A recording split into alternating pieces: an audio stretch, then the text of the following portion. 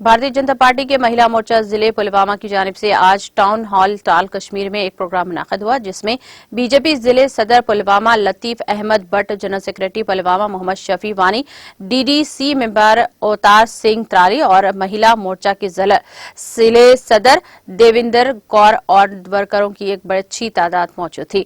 इस मौके पर मरकजी सरकार की टीम स्कीमों के मुख्तलिफ बारे में बातचीत की गई और इस बात पर जोर दिया गया कि वो पीएम मोदी के पैगाम को घर घर पहुंचाएं।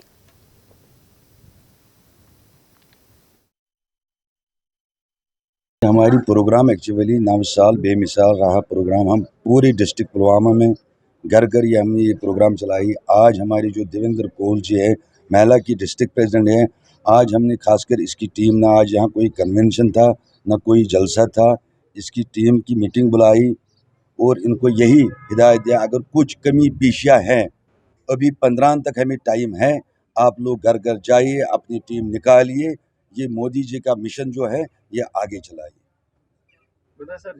मैंने आज एक महिलाओं की मीटिंग रखी थी, इसमें उनको बताया है कि किस तरह अपने पैरों पे डिपेंड होना है। मोदी जी ने हमारे लिए बहुत कुछ किया है, हमें सिखाया है कि खुद पे डिपेंड होना सीखो। लड़कियों को बहुत फील्ड उसने आगे दिया है, हमें उस फील्ड पे चलने की ये सिखाई है कि हमें आगे कैसे बढ़ना है, आगे कैसे चढ़ना है। शुक्रिया।